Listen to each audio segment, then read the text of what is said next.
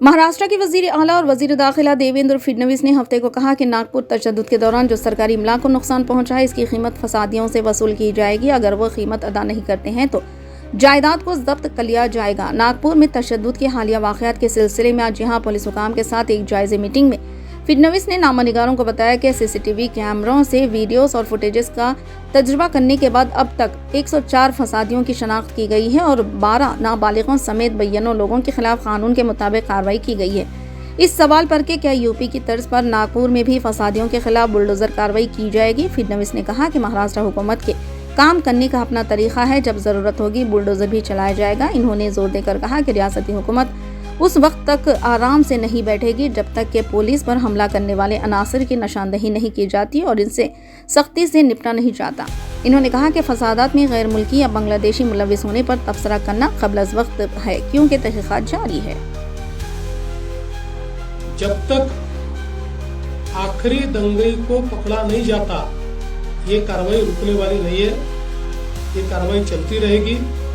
लगातार एविडेंस आ रहा है, उस एविडेंस के आधार पर ये कार्रवाई यहाँ पर चल रही है। ये भी तय हुआ है कि ये जितना नुकसान दंगइयों ने किया है, इसका पूरा हिसाब निकाला जाएगा और ये पूरा नुकसान उनसे वसूल किया जाएगा। और अगर वो नुकसान के पैसे नहीं भरते हैं तो उनकी प्रॉपर्टी को बेचकर ये नुकसान भरपाई की जाएगी।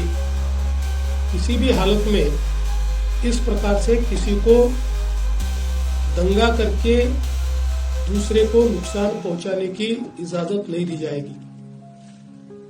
जिनकी गाड़ियों का नुकसान हुआ है, सरकार उनको मदद करने वाली है।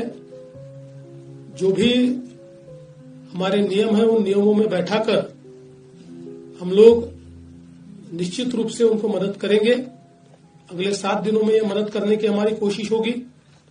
और साथ साथ जिन लोगों ने सोशल मीडिया का उपयोग करते हुए इस प्रकार के पोस्ट किए, जिसके कारण दंगे भड़के या दंगे भड़कने में या लोगों को भड़काने में जिनकी पोस्ट ने काम किया है, ऐसे लोगों को भी हम लोग सह आरोपी बनाएंगे, को एक्यूज बनाएंगे और उनको भी दंगे का आरोपी माना जाएगा। करीब 68 पोस्ट ये अभी तक आइडेंटिफाई करके उसको डिलीट किया गया है। कुछ आइडेंटिफिकेशन अभी भी जारी है। वो आइडेंटिफिकेशन होने के बाद उस पर भी कार्रवाई की जाएगी।